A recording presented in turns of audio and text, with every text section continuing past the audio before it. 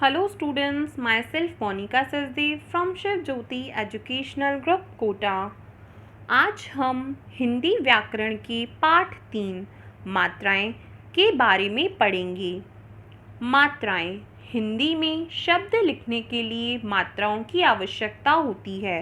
मात्राएं हमेशा स्वर की होती हैं, अर्थात आप सब हिंदी वर्णमाला के बारे में तो जानते ही हैं। हिंदी वर्णमाला को 2 भागों में बांटा गया है, स्वर और व्यंजन। हिंदी वर्णमाला के सभी स्वरों की मात्राएं होती हैं।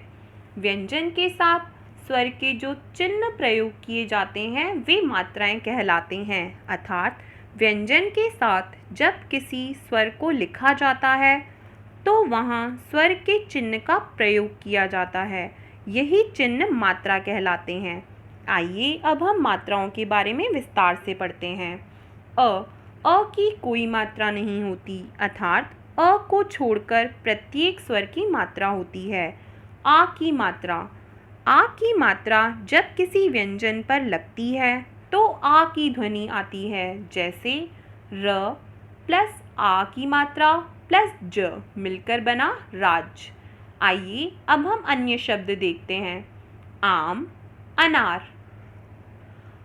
इसके बाद हम छोटी ई तथा बड़ी ई की मात्रा को देखते हैं। छोटी ई की मात्रा जब किसी व्यंजन पर लगती है तो ए की ध्वनि आती है, जैसे छोटी ई की मात्रा प्लस ट प्लस क प्लस ट मिलकर बना टिकट। अन्य शब्द हैं हिरन, किला। बड़ी ई की मात्रा जब किसी व्यंजन पर लगती है तो ई की ध्वनि आती है, जैसे म प्लस ठ प्लस र प्लस बड़ी ई की मात्रा मिलकर बना मठरी। आइए अब हम अन्य शब्द पढ़ते हैं। कील, चील। इसके बाद हम छोटे ऊ की मात्रा के बारे में पढ़ते हैं। छोटे ऊ की मात्रा जब किसी व्यंजन पर लगती है तो ऊ की ध्वनि आती है, जैसे ग प्लस छोटे ऊ की मात्रा प्लस ल प्लस आ की मात्रा प्लस ब मिलकर बना गुलाब। आइए कुछ अन्य उदाहरण दोहराते हैं, जैसे पुल, कुत्ता। इसके बाद हम बड़े ऊ की मात्रा के बारे में पढ़ते हैं।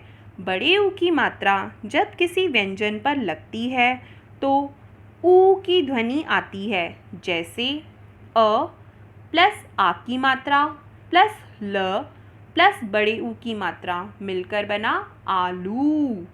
आइए कुछ अन्य शब्द दोहराते हैं। कूलर, मयूर। इसके बाद हम री की मात्रा के बारे में पढ़ते हैं। री की मात्रा जब किसी व्यंजन पर लगती है तो री की ध्वनि आती है, जैसे ग प्लस री की मात्रा प्लस ह मिलकर बना ग्रह। आइए कुछ अन्य उदाहरण दोहराते हैं। कृष्ण, वृक्ष। इसके बाद हम ए की मात्रा के बारे में पढ़ते हैं। ए की मात्रा जब किसी व्यंजन पर लगती है तो ए की ध्वनि आती है, जैसे र प्लस ए की मात्रा प्लस ल मिलकर बना रेल। आइए कुछ अन्य उदाहरण पढ़ते हैं। केला, मेला। इसके बाद हम ऐ की मात्रा के बारे में पढ़ते हैं।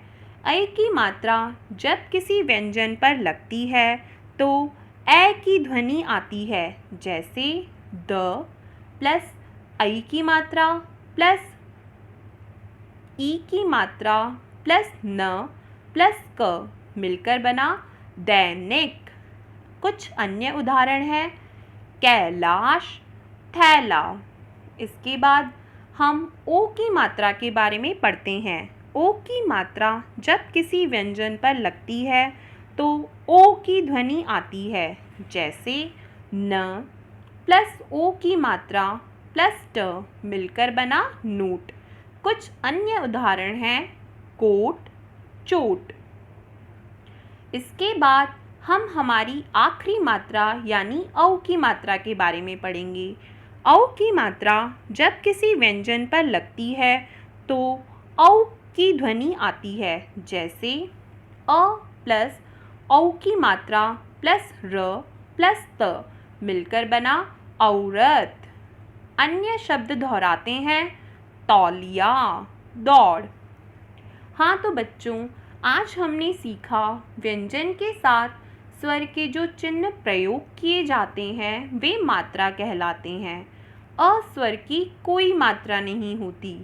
प्रत्येक व्यंजन वर्ण में अ की मात्रा मिली होती है। जैसे क प्लस अ मिलकर बना क।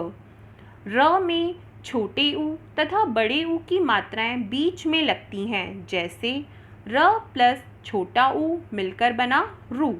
र प्लस बड़ा ऊ मिलकर बना रू। धन्यवाद।